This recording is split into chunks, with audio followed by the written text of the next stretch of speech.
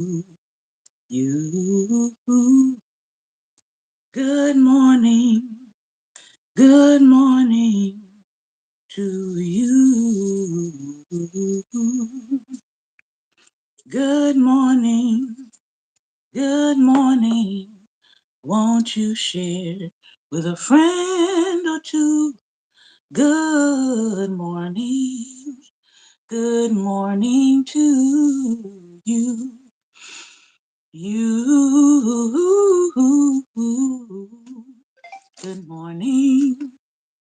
Good morning, good morning to you. You.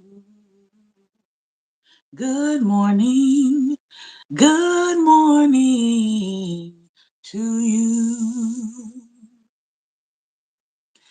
Happy Merry everything, happy Merry everything, happy Merry everything. Happy Merry everything, happy Merry everything, happy Merry everything. And I wish you all the hope, and I wish you all the joy, and I wish you all the grace that the season can bring. Happy Merry everything, happy Merry everything, happy Merry everything. Yes, I wish you all the hope. Yes, I wish you all the grace. Yes, I wish you all the joy that this season can bring. Happy Merry everything. Happy Merry everything. Happy Merry everything to you. By yours truly, God Ideas Music. Good morning and welcome to Daring Dialogues. I'm your host today, Shante Charles, and this is Thought Life Thursday, Thinking Thursday, Theology Thursday. And we have been reading through two books on Thursdays, Reparations, which we're going to end the chapter on today, the chapter we're on, and the Spirit of Justice. We're also going to end this chapter on today. I think I want to look at the Spirit of Justice first. But before I get into that, I want to share with you two books that I just got a hold of. And if you are a Floridian, I am going to encourage you to check out these two books. One is entitled by Marvin Dunn, Dr. Marvin Dunn, A History of Florida Through Black Eyes. So I'm really interested in reading this because I am a Florida native. I'm a South Floridian native. And so I'm really interested to read this to see how much of Florida he is covering, especially South Florida. Um, and so he taught in the Department of Psychology at FIU, Florida International University, for 30 years. And he retired as the chairman of the department in 2006. He has authored several books. But again, if you are wanting to take a look at the history of Florida through Black eyes, Dr. Marvin Dunn just got his work in. I'm going to be looking over it over the holidays. And then his second book, I don't know if it's in order in that way, but this is the other book that I ordered from him because I am from Miami, South Florida. It is called Black Miami in the 20th Century. So this is another one um, that I'm excited about reading to see how far into Miami he's going, because he might not be going all the way south, like Homestead South. But I will see once I get a chance to look over the book. So this is for Floridians. If you are interested in learning a little bit more of Florida history through Black eyes and through a person who has studied, researched, is from Florida, all of that good stuff, I say check out his books. Like I said, I'm going to be looking over both of them through the holidays and seeing if we can add them into our reading for the second half of season 17. All right. But let's get into today's readings. We are reading from the first book, Jamar Tisby, The Spirit of Justice, and we are finishing up the chapter entitled Becoming African American. Now, I have heard of this case of the man or um, person by the name of John Punch, but he is going to go into a little bit more detail as a historian. So let's take a look at the curious case of John Punch, and let's learn a little bit more today. From a historical perspective, the concept of race emerged over time. There is a chronological process we can study to learn how race has been crafted. In the early days of colonial America, the status of people of African descent had not yet been determined. Now, if you're with us reading also on Tuesdays, we're reading Black AF history on Tuesdays. Michael Harriot also goes into this idea as well. Some Africans in this era lived as free people. They worked jobs and they got paid. They got married and they owned property. Others labored as indentured servants. An indentured servant was a person bound to a master as a laborer for a set amount of time, and this arrangement was often made as punishment for a crime or to pay off a debt. Indentured servitude was not a pleasant existence. These women and men endured whippings, near nakedness, food deprivation, unrelenting labor, and sufferings of many kinds. In daily practice, one might not be able to tell the difference between indentured servitude and subsequent forms of slavery in the United States.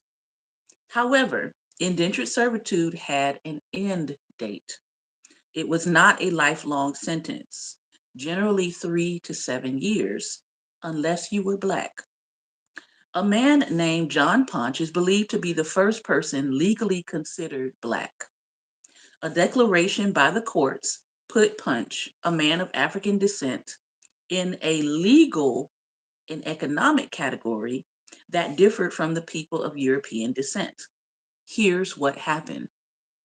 John Punch's exact birthday is unknown, but he entered the historical record in 1640. Punch labored as an indentured servant under a Virginia planter named Hugh Gwynn.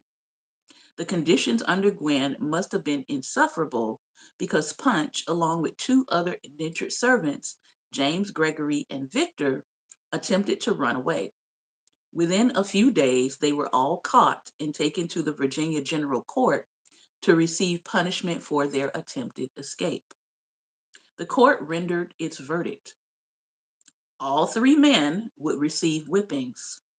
In addition, James, Gregory, and Victor, the former identified in court records as a Scotsman and the latter as a Dutchman, had 4 years of servitude added to their original terms. John Punch, however, received a different sentence. Instead of having a few more years added to his labor, he was sentenced to a lifetime of bondage. Even though he was on trial for the same crime as the other two men, the court decided that the third, being a Negro named John Punch, shall serve his said master or his assigns for the time of his natural life here or elsewhere. The only reason given for this discrepancy in punishment between John Punch and the other two was that Punch was a Negro.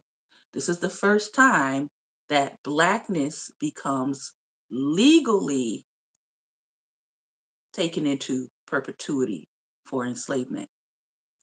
By the mid 1600s, and we're speaking specifically in the Americas, okay? By the mid 1600s, the status of people of African descent had already begun to harden into an oppressed racial class. There could have been several reasons for the court's decision to enforce lifelong bondage on John Punch and not on his European co-conspirators. The ideology of racism may have already crept into legal jurisprudence, or the court personnel may have been aware of the practice of enslaving African people for life in places such as the Barbados. English common law also may have played a role. Traditionally, one would not enslave a fellow Christian, but since Punch was from Africa, the court may have assumed that he was not a Christian and not subject to those common law protections. Therefore, he could be enslaved for a lifetime.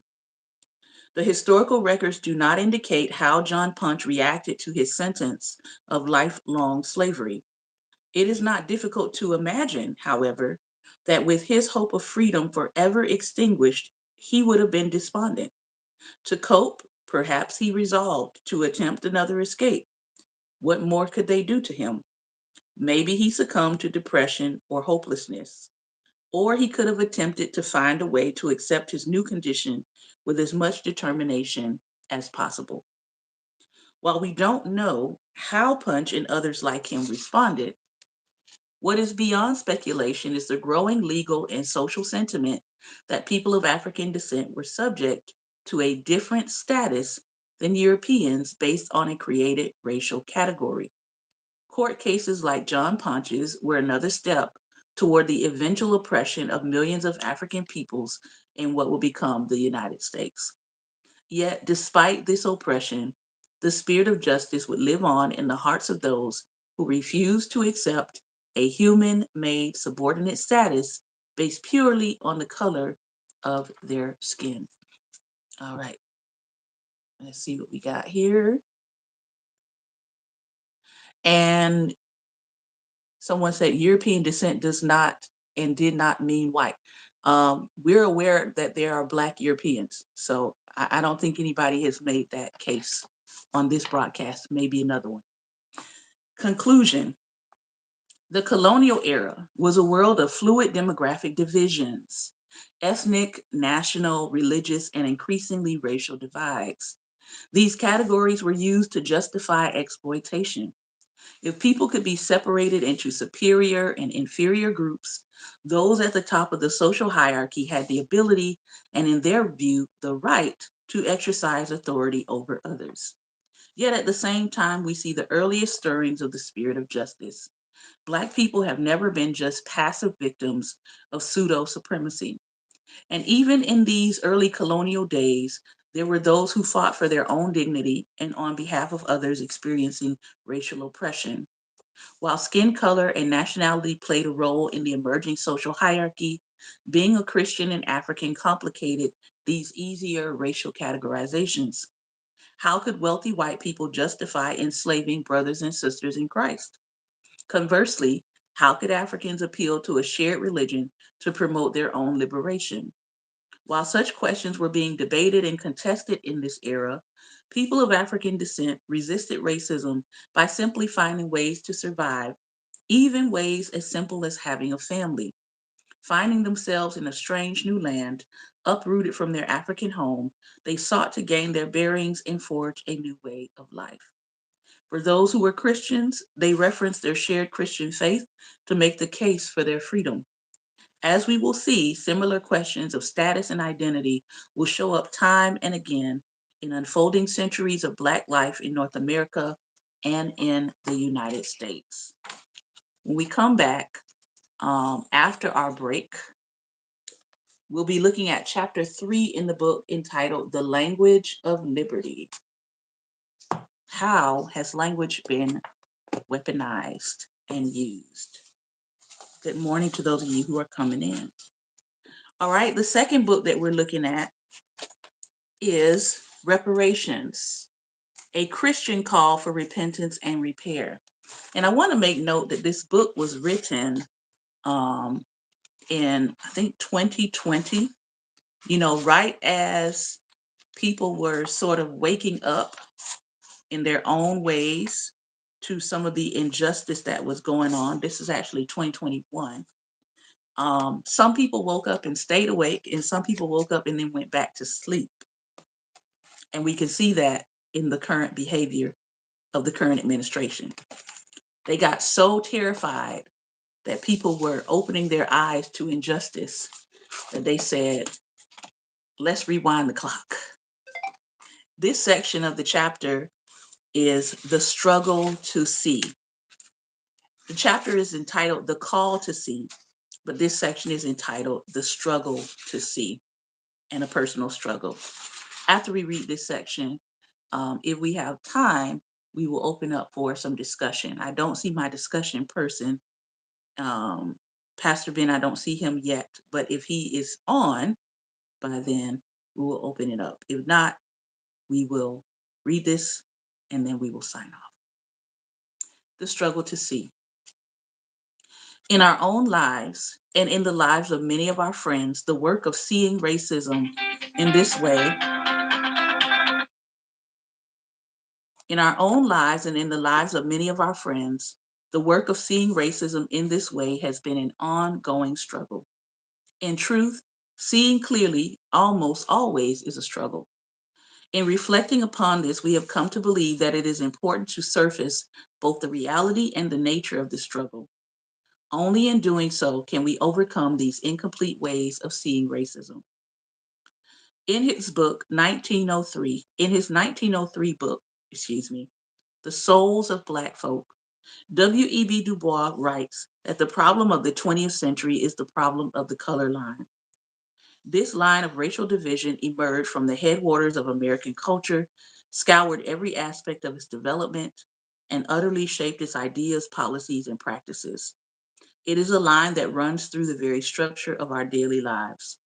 One of the functions of this line is to keep people on either side of it from really seeing one another. The color line is actually a wall designed to facilitate racial blindness. Consider American plantation life. The very structure of this system, with its hidden staircases, separate dwellings, and overseer system, was designed to render African Americans largely invisible to those who held them in bondage. Similarly, the Jim Crow system of total segregation in schools, businesses, churches, neighborhoods, and bathrooms rendered the truth about African American life almost entirely invisible to white Americans. Even in our own time, nearly 70 years after the legal end of segregation in this country, the legacy of this system continues to the point now that they are trying to basically say through executive order, you don't need to respect any of the efforts made to end segregation in the workplace. The White House released that by executive order that, hey, you don't have to enforce any of these rules around desegregation in the workspace anymore.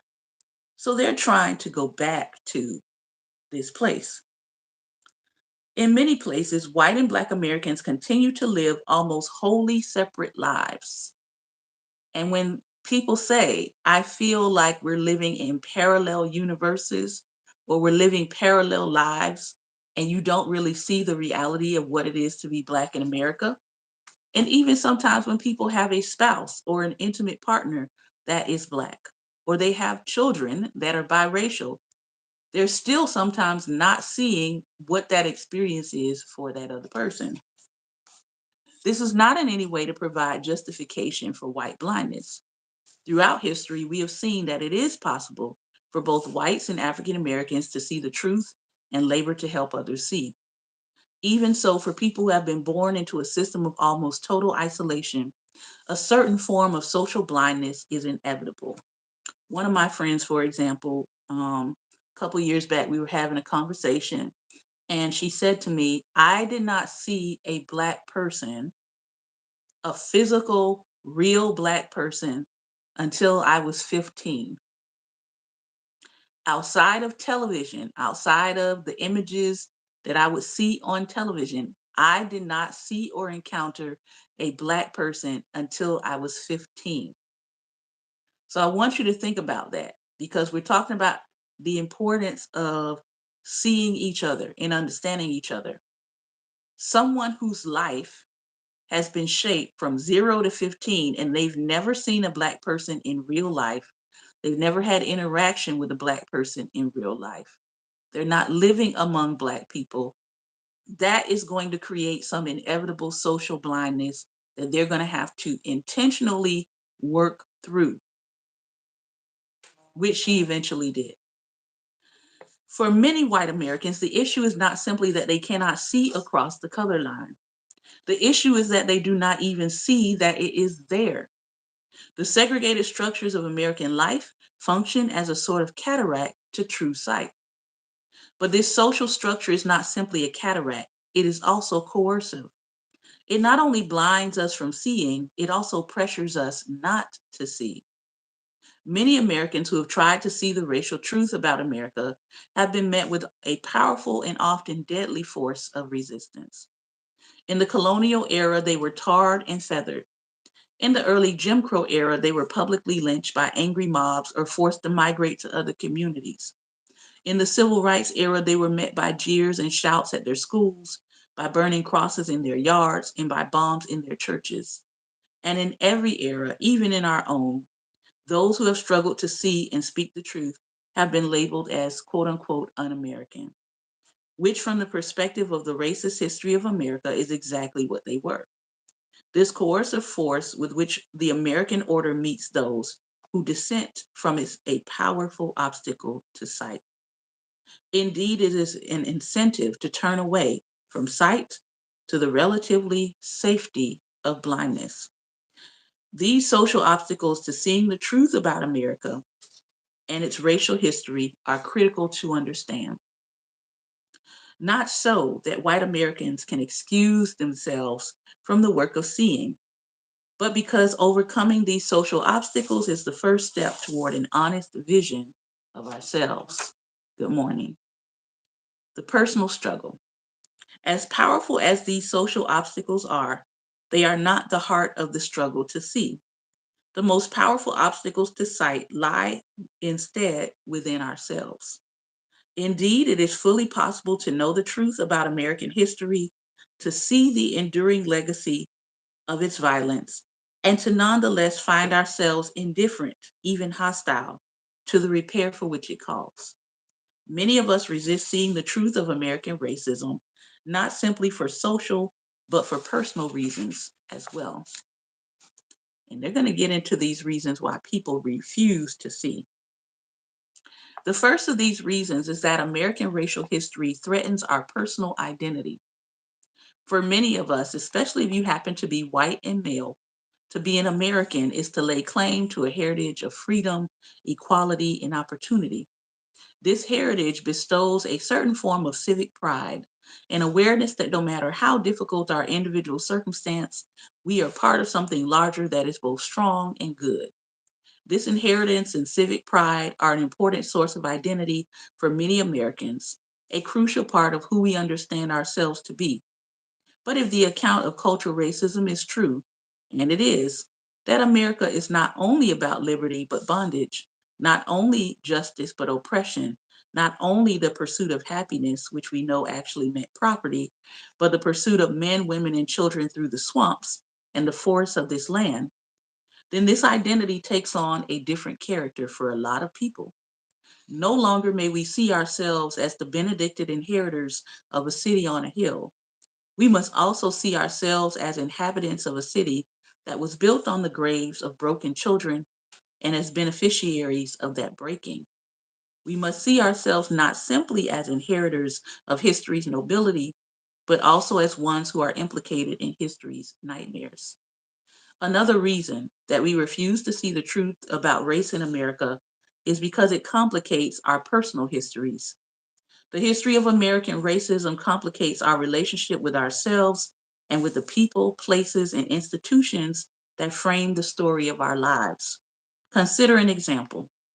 Many of us have photographs of people from past generations in frames on our walls and shelves. Think about the white Jesus that for many decades sat on lots of people's walls and shelves. Some of them are admired historical figures. Others are simply grandparents and great grandparents.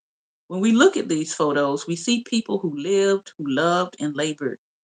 Through those efforts, made our lives possible.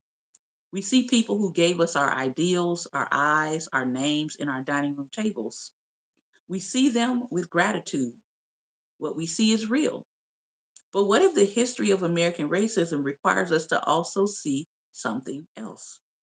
What if it requires us also to see these people our people, as members of one of the longest standing racist social orders in the history of the world. And not only members, but contributors and beneficiaries of that order. As people who lived in the midst of some of the most terrible racial violence the world has ever seen, when we look at their faces in light of these things, what do we see? Earlier this year, I got a chance to attend the annual Maryland Commission on Lynching. Their program, it was a whole day program. And a part of that program was a young white woman who had gotten a phone call, and her grandfather had been identified in one of those um, pictures and images of a lynching. And she basically, talked to us and presented to us about what it was like to find out that her grandfather had taken part in this man's unaliving. They didn't have like all the details of it, but he was identified as a part of, the people that kind of did the gathering up. And the other part of that was she was also there with the other side of that experience. She was there with one of the descendants of the person who had been lynched, and they were in conversation together. It was a very, very powerful and very sobering moment. And the reality is, a lot of people don't want to have those kind of sobering moments because, as this book is talking about, it shifts your own personal history. She had to reckon with that being a part of her known history from her direct descendants. And that is not an easy thing to do. Or another example the book shares here. Many of us have places to which we like to escape for vacation: a campground, a mountain cabin, a cottage on the beach. These places, their smell, sounds, architecture, their very landscapes can infuse us with longing. The beauty that they give to us is real. But what happens when we realize that the coastal vista that we cherish, or the dunes on which our children play, were once the homes of newly emancipated African Americans? When we realize that they were displaced so that we could have our beaches and our dunes. When we realize that, despite promises made in the wake of emancipation, this land was stolen from them and given back to the families of those who formerly enslaved them, that it was later sold to white developers for enormous profits to those families. The African Americans were prohibited from buying homes in those areas. That it is no accident that the people walking around us on the shore are all white. That this place is our rest, but it's the site of someone else's loss, someone else's theft. One last example. Like many Americans, those of us who are white deeply love the institutions that have shaped our lives. Consider, for example, our colleges, universities, and seminaries. Many of us return to these institutions year after year. We walk the flowered paths, admire the stately buildings, and gather with friends under the ancient trees. We wear hats and sweaters that bear witness to the fact that this place is a fundamental part of our history, one of the treasured institutions of our lives, and we should. The gifts that we receive from these institutions are of incalculable value. But if our account of American racism is true, then we must also see that many of these places, especially if they are historically significant or culturally prominent, also have very painful racial histories. What if the bricks of the buildings we love were built by the hands of the tortured? What if the gates that open for us onto shaded groves close behind us in the faces of others? What if the place that built our minds was also a place in which others' bodies were broken? What then? Now, I attended the Florida State University, and there was a specific place, and it's probably still there, on Landis Green. If you're a Florida State University alumni, you know where Landis Green is. Landis Green is this huge open green area, and right across from it is the library, one of the campus libraries. And a little farther out into the green is this circular area, cemented open area space, and it has benches in that space. And I would go there and I would preach the gospel. During my campus time, I would go to class, I would go out there and preach. I would do what was called open air preaching, and then I would go to my next class when I was done. Anyway, I came to find out that that particular space, there used to be a tree there right in the center of Landis Green, and it was told to us by a couple of different professors at the time that that tree that was there used to be a lynching tree right there in the center of campus. But you would not know that because it's not marked. The only thing that's there is a little, like I said, little cemented area with some, concrete cemented seats. But that was a space that people who had been in that community long enough knew what had been there. So again, it speaks to this issue, like he said, that you're returning to these spaces and places, but what if the memory of that space and place is a different memory from someone else? They don't hold it as, oh, this is a nice, beautiful spot. It's like, no, there used to be a lynching tree there and they cut it down. And there's no plaque. I don't think there is. Maybe somebody can check that for me if you're a Florida State student. Go to Landis Green, go to that circular concrete area right there in the center of Landis Green where there are seats, and see if there's any plaque of remembrance that was there. I doubt it is because it wasn't there when I was there. Um, but let's get back. Finally, we believe there is a third reason that many of us resist seeing the truth about American racism. It questions our personal aspirations. To be white in America is to be the recipient of a powerful cultural inheritance of liberty, equality, and opportunity. Embedded within this inheritance from the past is also a set of aspirations for the future. This inheritance asks us to receive these things and to make the most of them, to benefit from them in our own lives and to bestow them on the lives of our children. Indeed, many of us are taught to avail ourselves of liberty, equality, and opportunity in the pursuit of happiness. We take these things and from them create lives of education, wealth, experience, and security. Further, we do so with the consoling knowledge that our pursuit of happiness goes with the very grain of the American dream. But what if this is not true? What if the cultural inheritance we have received is not universal, but selective and exclusive? What if for every Jacob who revels in the inheritance of his father, there are 5 Esau's who scrape empty pots? What if, out of no evident fault of our own, our pursuit of happiness entails the sorrow of others? What happens to our aspirations? What happens to the lives we have imagined for ourselves? It is difficult to overstate the trauma of these discoveries for white Americans. Embracing these truths requires a profound transformation of one's identity, history, and aspirations. With this transformation comes an inescapable sense of disorientation and an enduring form of grief. These two things are something that many white Americans are struggling with, and I'm going to be honest, do not want to face and don't want to go through. It could not and ought not be otherwise, the writer says.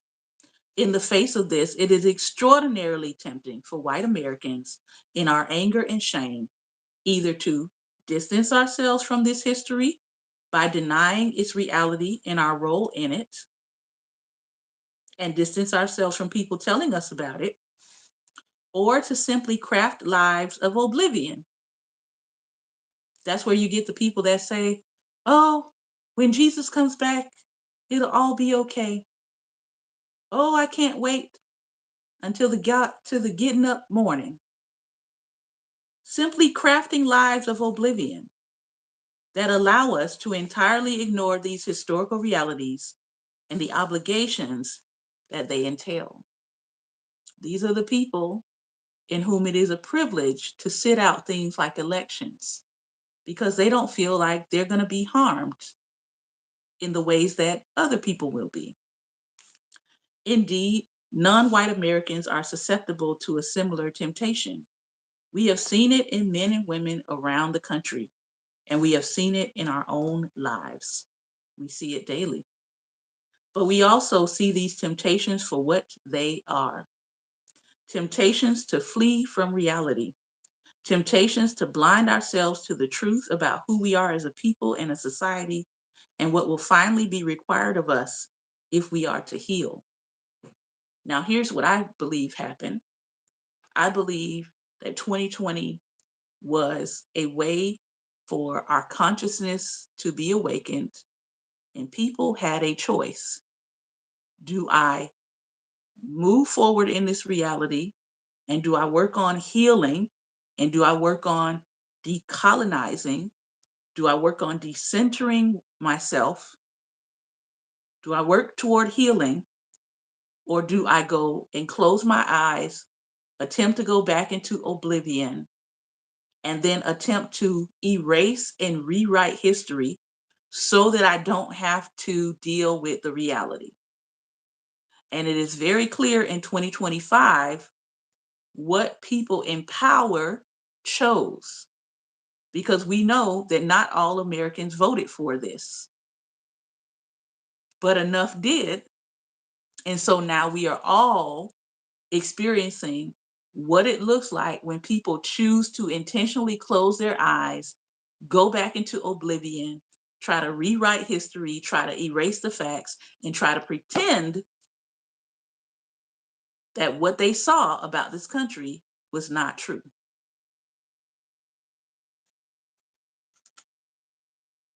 You have a choice. To succumb to this temptation is to undergo a kind of death, the death of ourselves and of our neighbors and the communities we share. Remember, this was written in 2021. To resist these temptations is to embrace freedom. Freedom from blind complicity with evil, and freedom to rejoice in the possibilities of a world made new. People looked at the possibility of a world made new, of a world where everyone is seen, of a world where people say, I see you, I see what has happened to you, it is not right, let's make it right. We could have had the possibilities of a world made new,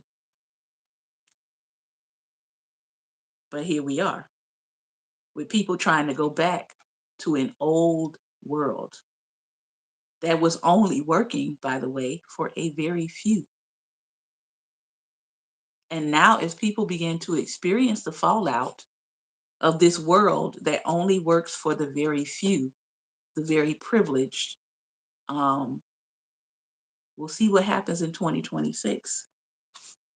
And so, the writer says, we continue to struggle to answer the call to see. When we come back to this book, hopefully after the break, we'll be on chapter 2, which is entitled Seeing the Reality of White Supremacy. And I'm going to add pseudo in front of that word. All right.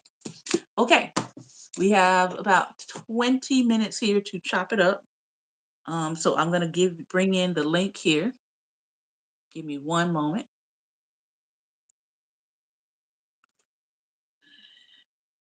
It's saying chat not enabled. So let me try again.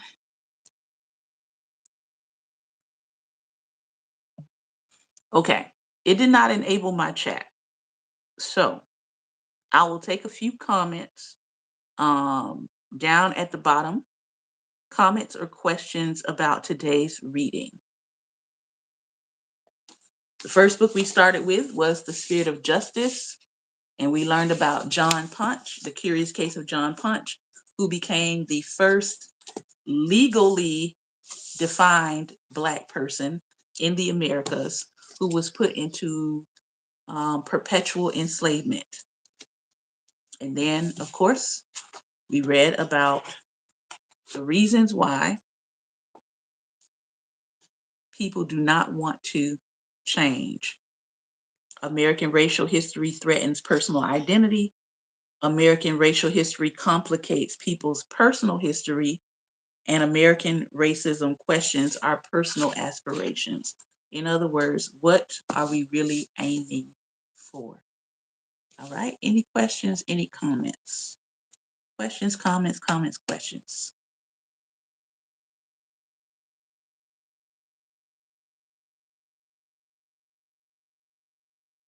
All right. Now, when this video finally um, shows up, probably in the next 24 hours, go back and watch it. If you missed the first part of the segment, I also sang you guys an original holiday song. So you missed it. All right. I want to thank you all for your time and attention today. This has been another episode of Daring Dialogues, and I've been your host today, Shante Charles. Thank you again for tuning in. Tomorrow is going to be our last broadcast of 2025. We are looking to take a break. We'll be taking a station break, and then we'll be back in January. More than likely, the second or third week in January, we will return. Okay. So we'll be out for a little bit, but we will still be here on Sunday. So if you want to join us on Sundays at 2:30 p.m. Eastern Standard Time for Sunday Dialogue, feel free to do so. Remember, light is the most daring opposition to evil. So go out and be light. Take care, everyone. Be well. And most importantly, be light.